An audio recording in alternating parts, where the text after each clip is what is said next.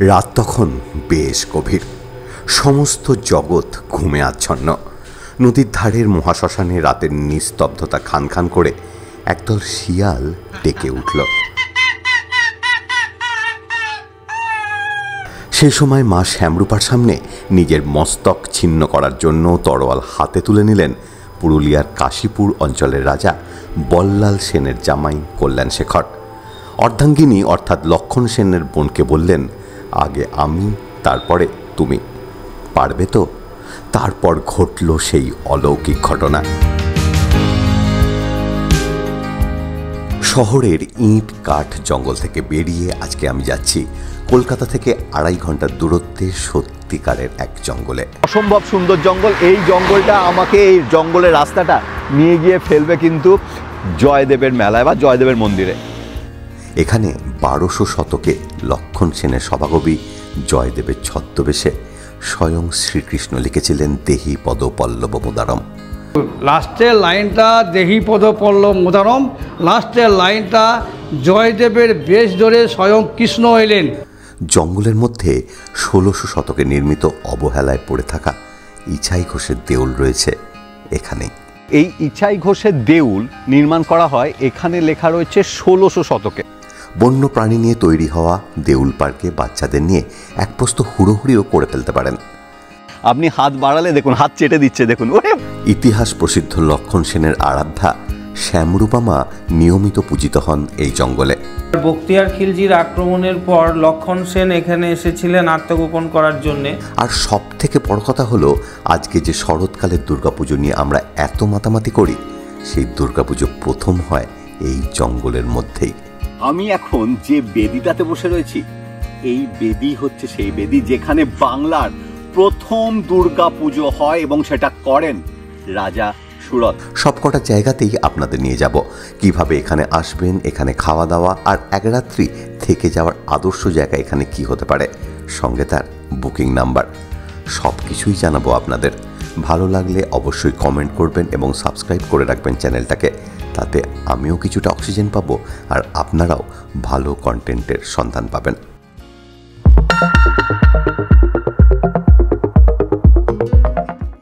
দোলনা দোলে কাশের বনে এলো মেলো হাওয়া, ঢাকের তালে তালে এবার মায়ের এসে যাওয়া।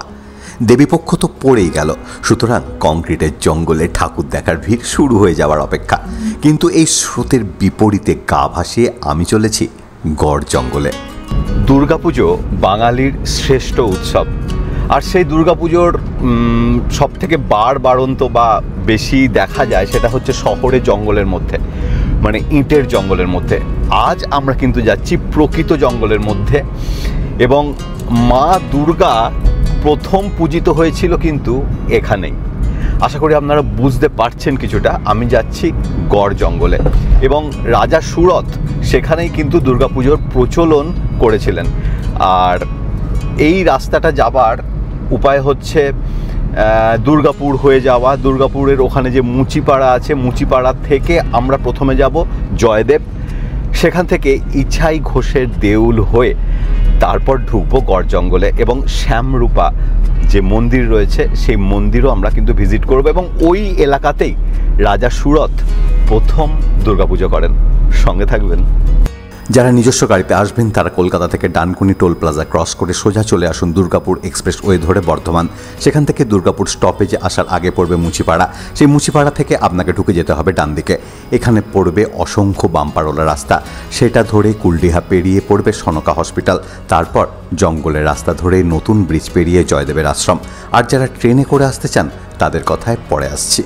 আমরা এখন প্রকৃতপক্ষে রয়েছে কিন্তু দুর্গাপুর এরিয়াতে। তা এই জায়গাটা সনকা হসপিটাল ক্রস করেছি, মানে আমরা ঢুকেছি কাঁকসা হয়ে 11 মাইল হয়ে, তারপর যে রাস্তাটা অসংখ্য বাম্পার আছে সেগুলো ক্রস করে এই রাস্তাটা পেয়েছি। কাঁকসার মানে এখানটা যে সনকা হসপিটাল আছে সেটা ক্রস করেই এই জঙ্গলটা। অসম্ভব সুন্দর জঙ্গল। এই জঙ্গলটা আমাকে, এই জঙ্গলের রাস্তাটা নিয়ে গিয়ে ফেলবে কিন্তু জয়দেবের মেলায় বা জয়দেবের মন্দিরে। যদি হয় সুজন, তেঁতুল পাতায় নজন। আমাদের ছোট গাড়িটাতে কচি কাঁচা নিয়ে 6 জন এঁটে গিয়েছিল। আনন্দ করতে করতে সনকা হসপিটাল জঙ্গল পেরিয়ে আমরা চলে এলাম অজয় নদীর ওপর ব্রিজটাতে। এটা নতুন তৈরি করা হয়েছে, কিন্তু ব্রিজের মাঝ পথেই আটকে গেলাম। অজয় নদীর পাড় ঘেঁষে এখানে কাশ ফুলে সাদা হয়ে রয়েছে নিচটা।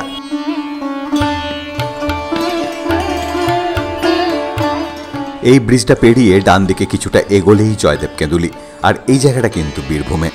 আমি এখন দাঁড়িয়ে রয়েছি জয়দেব কেঁদুলির রাধা বিনোদ মন্দিরের সামনে। গীত গোবিন্দের রচয়িতা জয়দেব, এবং এই এলাকাটা জয়দেবের নামেই, অর্থাৎ জয়দেব কেঁদুলি। তা আমি এখন এই মন্দিরের ভেতরে ঢুকবো। এখন ভোগ নিবেদন চলছে ঠাকুরের, রাধা বিনোদের। তা এই যে মন্দিরের ইতিহাস এবং এটা কিভাবে রাধা বিনোদ এখানে এলেন এবং জয়দেব কিভাবে রাধা বিনোদের সঙ্গে সম্পৃক্ত হলেন, সেইটা ছোট্ট করে আপনাদের জানাবো। রাধা বিনোদ মন্দিরটি একটি নবরত্ন টেরাকোটার মন্দির। 1683 সালে মন্দিরটির ভিত্তিপ্রস্তর স্থাপন হয়। এই নবরত্ন মন্দিরটি কবি জয়দেব এবং তার স্ত্রী পদ্মাবতীর স্মরণে নির্মিত, এবং এখানেই কবি জয়দেব জন্মগ্রহণ করেছিলেন বলেই মনে করা হয়। এখানে পোড়ামাটির ওপর করা সূক্ষ্ম কারুকাজ এবং পৌরাণিক কাহিনীর চিত্র দেখা যায়। প্রতি বছর মকর সংক্রান্তিতে এখানে কবি জয়দেবের স্মরণে বিরাট মেলা বসে, যেখানে বহু বাউল ও কীর্তনিয়া সমবেত হন।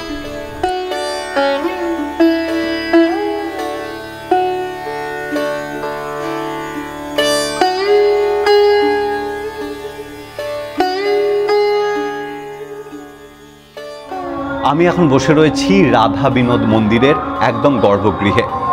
এই রাধিকা আর শ্রীকৃষ্ণের যুগলের মূর্তি রয়েছে এখানে।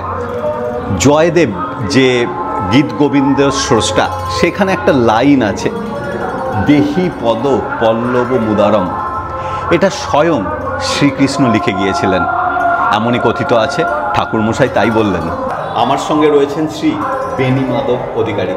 তা ইনি অধিকার থেকে অধিকারী এই পদবি পেয়েছেন। জয়দেবের কোনো সন্তান সন্ততি ছিল না, কিন্তু এই মন্দির যে পুজো আশা বা দেখভালের দায়িত্ব বা অধিকার, এরা সম্মানের পারিবারিক সূত্রে প্রাপ্ত। আচ্ছা, এই যে দেবী দেহি পদ পল্লব মুদারম, এই কথাটা স্বয়ং শ্রীকৃষ্ণ লিখে গিয়েছিলেন। একটু ওই ব্যাপারটা একটুখানি আপনি যদি একটুখানি বলেন।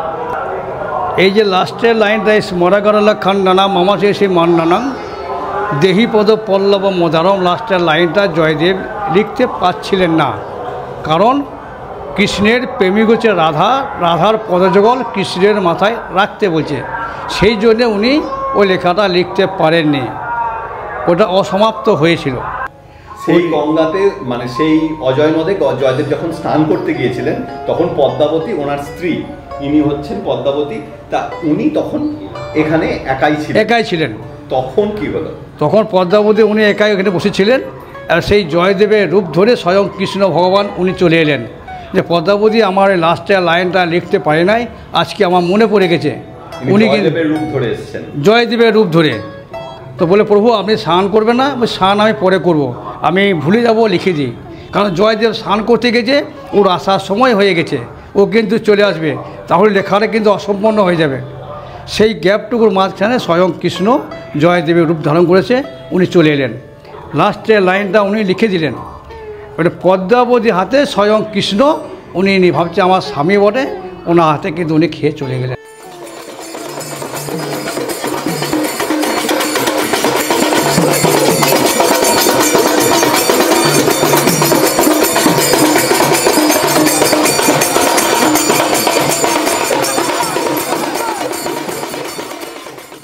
ঠিক মন্দিরের পাশেই চলছিল একটা বাউল মেলা। অসংখ্য বাউলের সমাবেশ হয়েছিল সেখানে। ঢুকে পড়লাম সেই মেলার ভেতরে। আমি এখন দাঁড়িয়ে রয়েছি দুজন বাউলের মূর্তির মাঝখানে।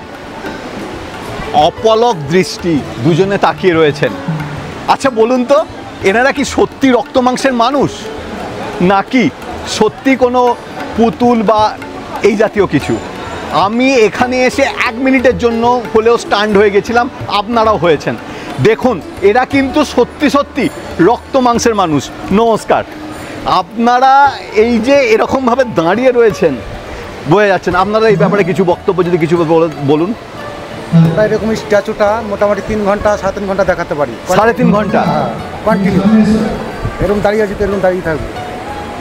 আপনার বাড়ি কোথায়? ইলামবাজার। ইলামবাজার, এটাই আপনার প্রফেশন? প্রফেশন এটাই করি, সঙ্গে সঙ্গে পড়াশোনাও আছে, চলে যায়। দারুণ লাগলো।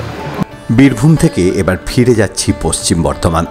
গন্তব্য ইছাই ঘোষের দেউল। জয়দেব মন্দির থেকে 10 কিলোমিটারের মতন রাস্তা।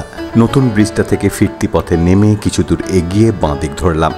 পণ্ডিত রঘুনাথ মুর্মু ব্রিজ ক্রস করে দেউল পার্ক পেরিয়ে কিছুটা এগোতেই পেয়ে গেলাম দেউল মন্দির। জঙ্গলের মধ্যে রয়েছে এই দেউল। দেউলের সামনেটা বেশ খানিকটা ফাঁকা জায়গা রয়েছে। জনশ্রুতি অনুসারে ইছাই ঘোষ তৎকালীন পাল রাজা নয়াপালের বিরুদ্ধে বিদ্রোহের নেতৃত্ব দিয়েছিলেন। এটি 1038 খ্রিস্টাব্দ থেকে 1058 খ্রিস্টাব্দের মাঝামাঝি সময়ের ঘটনা। ইছাই ঘোষ ছিলেন খুব সম্ভবত 1100 শতকের ব্যক্তি বা জমিদার, কিন্তু এই ইছাই ঘোষের দেউল নির্মাণ করা হয়, এখানে লেখা রয়েছে 1600 শতকে। অর্থাৎ ইছাই ঘোষ নিশ্চয়ই এই দেউল তৈরি করেননি। পরবর্তীকালে কোনো বা কেউ ইছাই ঘোষের নামে এই দেউল বানান। তা এই দেউল ভেতরে এখানে লেখা রয়েছে যে গর্ভগৃহের মাঝে আমরা দেখলামও ভেতরে একটা শিবলিঙ্গ রয়েছে। দেবী ভগবতীর নামে ইছাই ঘোষ এই দেউল নির্মাণ করেন, কিন্তু মন্দিরের ভেতরে এখন রয়েছে কিন্তু শিবলিঙ্গ। আর একটা ইম্পর্টেন্ট কথা, এই জায়গাটা পুরোটাই এএসআই নিয়েছে, পুরোটাই তার তত্ত্বাবধান করছে। মাটির ঘাস ছেঁড়া হচ্ছে আমি দেখলাম এখানে, কিন্তু ওপরে বট গাছ হয়ে রয়েছে।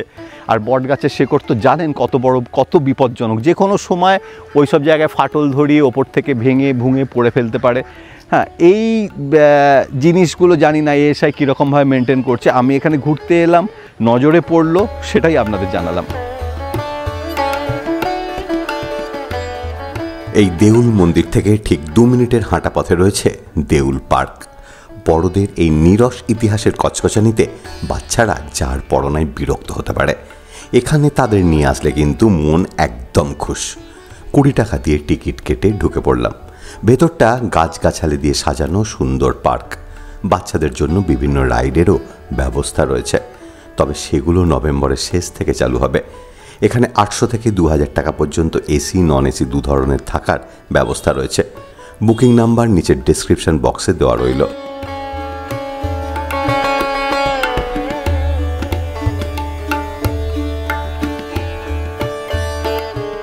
এখানে রয়েছে ভারী সুন্দর একটা তেঁতুল গাছ।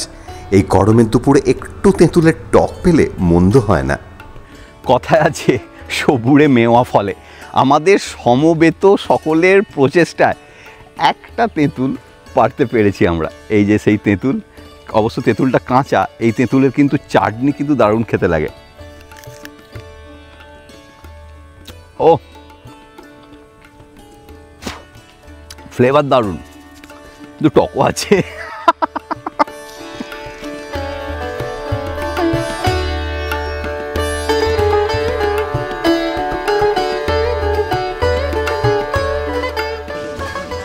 এখানে কি কেউ চাইলে ভাত খেতে পারে নাকি?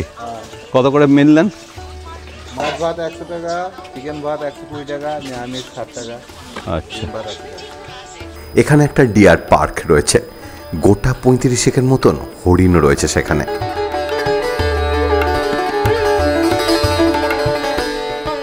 এতটা নিরস কাঠখোট্টা সাবজেক্টের মাঝে বাচ্চাদের কাছে বোধহয় এটাই সব থেকে সরস। আমরা রয়েছি এখন দেউল পার্কে। এই দেউল পার্কে কিন্তু বাচ্চাদের জন্য আদর্শ। এখানে ময়ূর আছে, আমার পেছনে তো হরিণ রয়েছে, দেখতে পাচ্ছেন আপনি। হাত বাড়ালে দেখুন হাত চেটে দিচ্ছে, দেখুন। ওরে বাবা, এর আগে কোনোদিন হরিণ আমার হাত চাটেনি। আর 20 টাকা করে টিকিট, বাচ্চাদের হচ্ছে 10 টাকা। এখানে থাকারও ব্যবস্থা রয়েছে, আপনি ঘুরতে ঘুরতে খাওয়া দাওয়া করে বেরিয়েও চলে যেতে পারেন। অসম্ভব সুন্দর লাগবে। আর এছাড়াও ইতিহাস, সবুজ গাছপালা সমস্ত কিছু নিয়ে কিন্তু 2 দিনের আদর্শ ট্রিপ হতে পারে এই গড় জঙ্গল।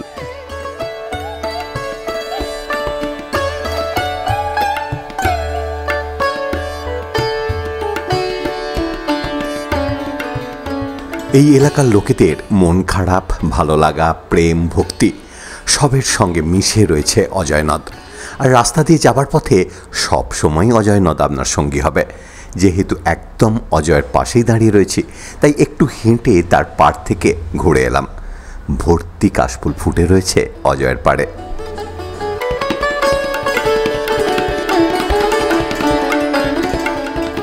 দেউল পার্ক দেউল মন্দির ক্রস করে কিছুটা এগিয়ে রাস্তাটার ডান দিকে বেঁকে গেছে। এই রাস্তাটা চলে গেছে শ্যামরূপা মন্দির আর মেধাস আশ্রমে। দুদিকে শালের জঙ্গল আর তার মাঝখান দিয়ে রাস্তা। এই রাস্তাটার একটা বেশ ফিল আছে, তবে এই রাস্তাটা পুরোটাই সিমেন্টের ইঁট পাতা হয়েছে। আমরা এখন যাচ্ছি গড় জঙ্গলের পথ ধরে শ্যামরূপা মন্দিরে। তা এই মন্দিরে যাওয়ার রাস্তাটা খুব সুন্দর, মানে এই যে দেউল পার্ক আছে তার পাশ দিয়েই রাস্তা, আর এই রাস্তাটা একদম নতুন করা হয়েছে। আগে কিন্তু লাল মাটির রাস্তা ছিল, পুরোনো ভিডিও যদি দেখেন দেখবেন যে লাল মাটির রাস্তা। এখন কিন্তু সেই লাল মাটির রাস্তাটা পুরোটা ওই ঢালাই ইঁট, যে দেখতে পাচ্ছেন কাঁচা ঢালাই ইঁট, সেই ইঁট দিয়ে তৈরি করা হয়েছে। খুব সুন্দর লাগছে, একদম প্রপার গিয়ে আপনি শ্যামরূপা মন্দিরে গিয়েই রাস্তাটা আপনাকে নিয়ে যাবে। এই রাস্তায় শ্যামরূপা মন্দিরে যাবার পথেই পড়বে মেধাস আশ্রম।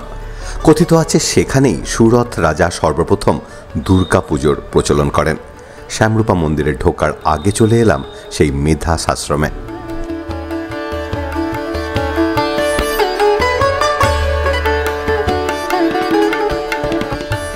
মেধাস আশ্রম চত্বরে রয়েছে এই তীর্থের ইতিহাসের বিবরণ। মন্দির ভেদ করে ওঠা বটবৃক্ষটিও অতি প্রাচীন। রাঢ় বাংলার মহা তীর্থভূমি এখানে পরিচিত গড়চণ্ডী ধাম হিসাবে। চন্দ্রবংশীয় সুরত ছিলেন একজন সুশাসক রাজা। কোনো এক যুদ্ধে শত্রুদের কাছে পরাজিত হয়ে বনে চলে যান। তার দুরবস্থার সুযোগে তারই আমাত্যরা রাজার ধনসম্পদ ও রাজ্য অধিকার করে নেয়। বনে ভ্রমণ করতে করতে রাজা সুরত মেধা ঋষির আশ্রমে এসে উঠলেন। আশ্রমের জীবনযাপন অন্যরকম, সেখানে সাংসারিক চিন্তা স্থান পায় না, কিন্তু সেখানেও হৃতরাজ্যের ভালো মন্দের চিন্তায় রাজা শঙ্কিত থাকতেন। একদিন রাজা মেধা ঋষির কাছে গিয়ে এর উত্তর জানতে চাইলেন। ঋষি তখন একে এক করে চণ্ডীর দেবী মাহাত্ম্য সংক্রান্ত কাহিনীগুলোর উল্লেখ করে বললেন যে পরমেশ্বরী শক্তি মহামায়ার প্রভাবেই এমন হচ্ছে। ঋষির কাহিনী শুনে অনুপ্রাণিত রাজা অজয় নদীর তীরে 3 বছর কঠোর তপস্যা করলেন এবং সব শেষে দুর্গোৎসব করলেন। তবে রাজা সুরত ওই দুর্গাপুজো করেন বসন্তকালে, শরৎকালে নয়। পরবর্তীকালে দেবীর পরে রাজা সুরত তার হারানো রাজ্য ফিরে পান।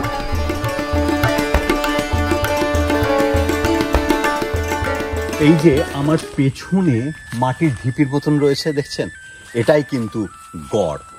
গড় এর তলায় কত কিছু যে রয়েছে, কত ঐতিহাসিক স্থাপত্য রয়েছে, সব এর ভেতরে রয়েছে। আর এই যে মন্দির দেখাচ্ছি, এইগুলো কিন্তু একসময় মাটির তলায় ছিল, তারপরে খনন কার্য করে তাদের রিকভার করা হয় এবং সেখানে নতুন করে মন্দির তৈরি করা হয়েছে। রাজা সুরত রাজ্য ফিরে পাওয়ার পর 3টি মন্দির নির্মাণ করেন। চারিদিক পাঁচিল দিয়ে ঘিরে দেন তিনি। এখনও রীতি মেনে পাঁচিলের চারপাশ পরিক্রমা করা হয় দুর্গাপুজোর সময়।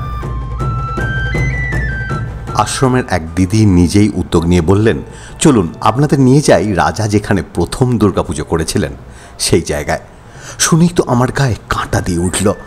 মূল আশ্রম থেকে বেশ কিছুটা জঙ্গলের মধ্যে ঢুকতে হবে সেই বেদির কাছে পৌঁছতে।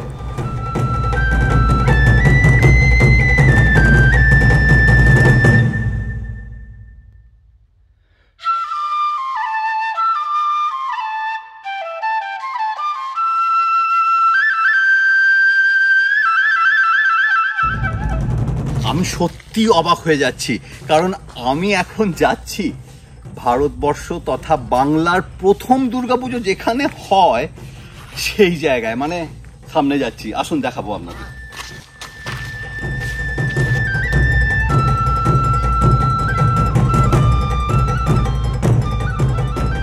ওং নমশ্চণ্ডিকায় নমঃ। আমি এখন যে বেদিটাতে বসে রয়েছি, এই বেদি হচ্ছে সেই বেদি যেখানে বাংলার প্রথম দুর্গা পুজো হয় এবং সেটা করেন রাজা সুরত এবং সেটা করেন মেধাস মুনির নির্দেশেই। অবহেলায় অযত্নে পরিচর্যার অভাবে জঙ্গলের মধ্যে এ বেদি আজ বড়ই একা। কত ইতিহাস কালের গর্ভে বিলীন হয়ে গেছে এ বেদির সঙ্গে।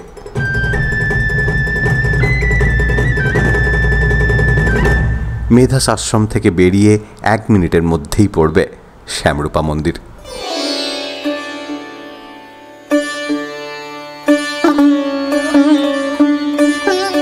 আমি এখন রয়েছি শ্যামরূপা মন্দিরে।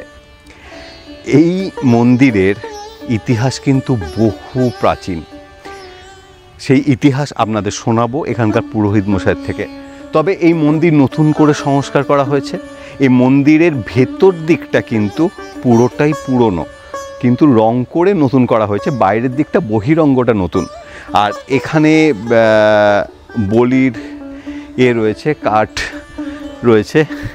এখানে পশু বলি হয়, যদিও আমি পশু বলির বিরুদ্ধে, কিন্তু মন্দিরের ট্র্যাডিশন কোনো বিশ্বাসকে আমি আঘাত করতে চাই না। চারদিকে কিন্তু জঙ্গল, চারদিকটা জঙ্গল, তার মাঝে কিন্তু এই শ্যামরূপা মন্দির। আর একটা কথা বলে রাখি, এই যে মেধাস যে আশ্রম গেছিলাম সেখান থেকে শ্যামরূপা মন্দির মানে হাঁটা পথে আপনার 5 মিনিটও লাগবে না। এই শ্যামরূপাই পূজিত হন কল্যাণেশ্বরীর নামে। ঘটনাটা তাহলে বলি শুনুন। মহারাজা বল্লাল সেনের দ্বিতীয় স্ত্রীর গর্ভজাত অসামান্যা রূপলাবণ্যবতী কন্যা ছিলেন সাধনা। তার সাথে বিয়ে হয় মহারাজা কল্যাণশেখরের। বিয়ের যৌতুক রূপে কল্যাণশেখর চেয়ে বসেন সেন বংশের কুলদেবী শ্যামরূপার মূর্তি, দেবীর হাতের অসি ও কালীঘুড়ি নামে এক প্রসিদ্ধ খড়কিকে।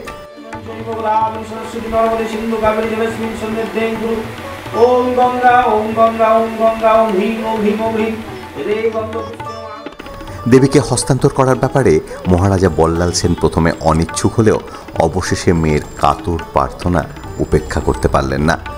বিবাহ সম্পন্ন হলে নববিবাহিত দম্পতি জঙ্গলের মধ্যে দিয়ে অগ্রসর হতে লাগলেন কল্যাণশেখরের রাজ্যের দিকে।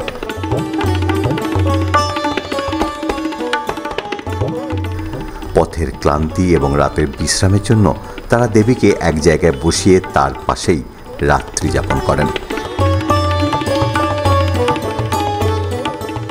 পরের দিন যাত্রা শুরু করার সময় বহু চেষ্টাতেও দেবীকে স্থানচ্যুত করতে পারলেন না রাজা। পরের দিন সারা দিন চেষ্টা চলল দেবীকে উঠিয়ে আবার নিয়ে যাওয়ার জন্য।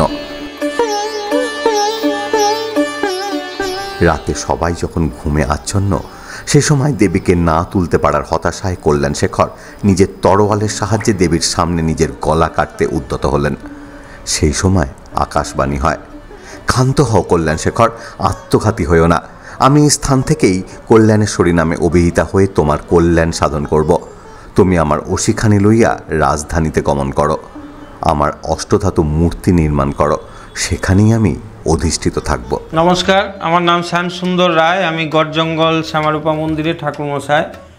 আমি এই মন্দির সম্বন্ধে আপনাদেরকে কিছু বলতে চাই। এই মন্দির হচ্ছে আপনার 65-70 ফুট উঁচুতে অবস্থিত। নিচে সমতল ভূমি ছিল, সেই সমতল ভূমি দিয়ে একসময় অজয় নদী প্রবাহিত হতো। এবার বখতিয়ার খিলজির আক্রমণের পর লক্ষণ সেন এখানে এসেছিলেন আত্মগোপন করার জন্যে। সেই সময় উনি এখানে আসার পর একটা গড় বা একটা রাজবাড়ি প্রতিষ্ঠা করেছিলেন, যার জন্য এখানে গড় প্রতিষ্ঠা করেছিলেন বলে এই জায়গাটার নাম হলো গড় জঙ্গল। তো সেই সময় কবি জয়দেব ছিলেন ওনাদের সভাকবি। উনি রোজ এখানে আসতেন। হঠাৎ দেখেন একটা মানুষকে বলি দেওয়ার জন্য এক কাপালিক প্রস্তুত হয়েছে। এবার তখন তিনি বলেন, তুমি যে মানুষটাকে বলি দিচ্ছ তো মাকে দেখাতে পারবে? কাপালিক মাকে দেখাতে পারল না। কবি জয়দেব মায়ের মূর্তিতে কৃষ্ণের রূপ দর্শন করেছিলেন, যার জন্য মায়ের নাম হলো শ্যামরূপা। এর নামের অপভ্রংশে অনেকে শ্যামারূপা, তার ব্যাখ্যা কালী, এইসব বলতে থাকে। পরবর্তীকালে এখানকার রাজা হয় সোম ঘোষ। সোম ঘোষের ছেলে ইছাই ঘোষ মাকে সাধনায় সিদ্ধি লাভ করেন। ইছাই ঘোষের সঙ্গে লাও সেনের যুদ্ধ হয়। উনি ছিলেন ধর্মরাজের উপাসক, ইছাই ঘোষ ছিলেন মায়ের উপাসক, যার ফলে সেই যুদ্ধে কেউ পরাজিত হয় নাই। পরবর্তীকালে ইছাই ঘোষকে মা শনিবার যুদ্ধে যেতে নিষেধ করেন।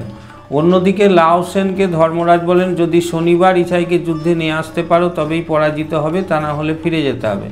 এবার শনিবার সপ্তমীর দিন ইছাই মায়ের পুজো নিয়ে ব্যস্ত ছিল। সেই সময় নিচে অজয় নদীর চরে এসে লাও সেন বিভিন্ন রকম উস্কানিমূলক কথাবার্তা বলতে থাকেন। তখন উনি মায়ের কথা না শুনে যুদ্ধে যান এবং পরাজিত হন। পরাজিত হওয়ার পর আমাদের এইখানে দুটো সোনার মূর্তি ছিল। এবারে ইছাই ঘোষ একটা মূর্তি আপনার নিচে 108টা সিঁড়ি নেমে ডান দিকে দীপসাগরের জলে বিসর্জন করে দেন। আর একটা মূর্তি ইছাই ঘোষের মানস কন্যার বিয়ে দিয়েছিল পুরুলিয়া কাশীপুর মহারাজার ছেলের সঙ্গে। সে যখন শোনে যে যুদ্ধক্ষেত্রে বাবা নিহত, তখন আসেন, এসে দেখেন ওপরের মূর্তিটা নাই, নিচেরটা আছে। ওই নিচের মূর্তিটা ঘোড়ার পিঠে করে নিয়ে যেতে যেতে মা বরাকর নদীতে পড়ে যান এবং ওখানে উনি কল্যাণেশ্বরী রূপে পূজিত হন। যার কারণে আমাদের এখানে 12টার মধ্যে ভোগ পুজো সারতে হয়, 12টার পর কল্যাণেশ্বরীতে পুজো হয়। এবারে 12টার মধ্যে অন্ন ভোগ দেওয়া সম্ভব হয় না বলে আমরা প্রত্যেক দিন মাকে পায়েসের ভোগ নিবেদন করি। এই ভোগটাতে পার ডে 100 টাকা করে খরচা হয়। এবার বিভিন্ন ভক্ত কেউ হয়তো 1 মাস, কেউ বা 1 দিন 2 দিনের খরচা দিয়ে যায়, সেইভাবে আমাদের এখানে পায়েসের ভোগটা চলে। আর দুর্গাপুজোর অষ্টমী নবমী সন্ধিক্ষণে এখানে একটা অলৌকিক আওয়াজের সৃষ্টি হয়, যেটার নাম হচ্ছে তোপধ্বনি। এই আওয়াজটা শোনার জন্যে সেদিন প্রচুর মানুষের সমাগম হয়। এই সময় আমরা সরকারি অনুদান যেটা দেয় 85,000 টাকা এবং বিভিন্ন মানুষ যেটা দান করে সেই হ্যাঁ এবছরে 1,10,000 টাকা দেবে এবং বিভিন্ন মানুষ যেটা দান করে সেই দিয়ে আমাদের এখানে অষ্টমী এবং নবমী 2 দিন মহোৎসব হয়। এইভাবেই আমরা রামনবমী, জন্মাষ্টমী, অক্ষয় তৃতীয়া এই সমস্ত অনুষ্ঠানগুলো পালন করি। হ্যাঁ, এই মূর্তির ওপরেই আমাদের পুজো হয়। এই মূর্তি আপনার সেই সময় যে মায়ের যে সোনার মূর্তি ছিল, সেই সোনার মূর্তি নিয়ে যাওয়ার পর যখন একটা ছাঁচের দাগ হয়েছিল মানে দেওয়ালের মধ্যে, এটা তো সেই তখনকার দিনেরই মন্দির। এবারে সেই অনুকরণ করে তখনকার শিল্পীরা বানিয়েছিলেন। নৃশংস নরবলি বন্ধ করার জন্য দেবী চণ্ডী এখানে শ্যাম অর্থাৎ কৃষ্ণের রূপ ধারণ করেছিলেন। সেই জন্যই এই দেবীর নাম হচ্ছে শ্যামরূপা।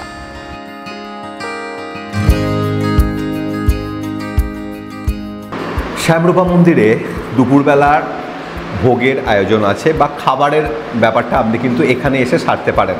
এর আগে আপনাদের দেখিয়েছি দেউল পার্কে খাওয়া সারতে পারেন, এখানেও খাওয়া সারতে পারেন, আর মেধাস আশ্রমেও খাওয়া সারতে পারেন। এখানে খেতে গেলে খুব সুন্দর অ্যারেঞ্জমেন্ট আছে। আমাদের কাছ থেকে নেওয়া হয়েছে পূর্ণবয়স্ক লোকেদের জন্য 100 টাকা করে। সেখানে আছে ভাত, আলু ভাজা, শুক্তো বলেছিলাম, শুক্তো, ডাল, আলু পোস্ত, এই হচ্ছে মোটামুটি আয়োজন। আর এর সময় পায়েস তো দেওয়াই হলো। তা রান্নাবান্না খুব ভালো, গরম গরম, তাও এখন বাজে প্রায় 3টে, আমরা খাচ্ছি। আর একটা কথা,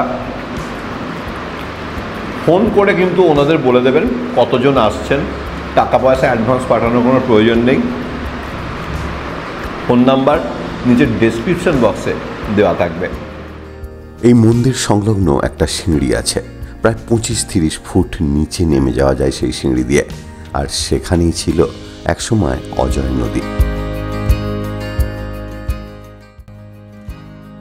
শ্যামরূপা মন্দির থেকে সিঁড়ি দিয়ে নিচে নেমে এসে একটা বন জঙ্গলের মতন, এখন বন জঙ্গলের মতন, কিন্তু এই জায়গাটা দিয়েই কিন্তু আগে অজয় নদ প্রবাহিত হতো।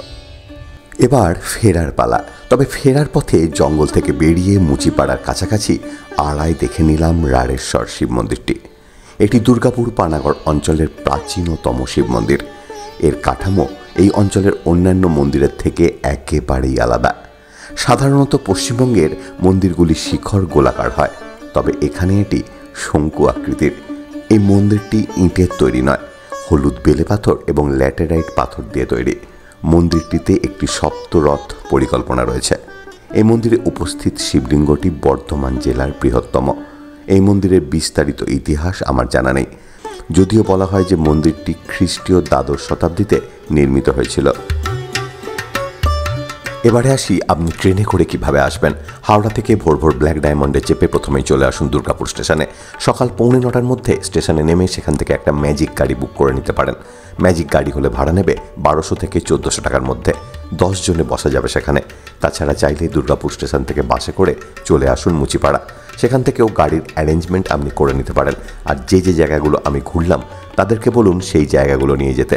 আপনাদের নিয়ে ঘোরাঘুরি সম্পন্ন হলে সন্ধে 5:30-6টার মধ্যে যেন অবশ্যই দুর্গাপুর স্টেশনে ছেড়ে দেওয়া হয়। চুক্তিটা এইভাবেই করবেন। সন্ধ্যের ব্ল্যাক ডায়মন্ড ধরে আবার ফিরে আসুন হাওড়ায়। একদিনের মধ্যে ঘোরাঘুরি যতখানি সম্ভব চেষ্টা করলাম, আর সেটাই আপনাদের সামনে তুলে ধরলাম। ভালো খারাপ বলার দায়িত্ব আপনাদের। কেমন লাগলো সেটা কিন্তু অবশ্যই জানাবেন। মা দুর্গা বলে এবার ফেরার পালা। সবাই সুস্থ থাকবেন, ভালো থাকবেন। ধন্যবাদ।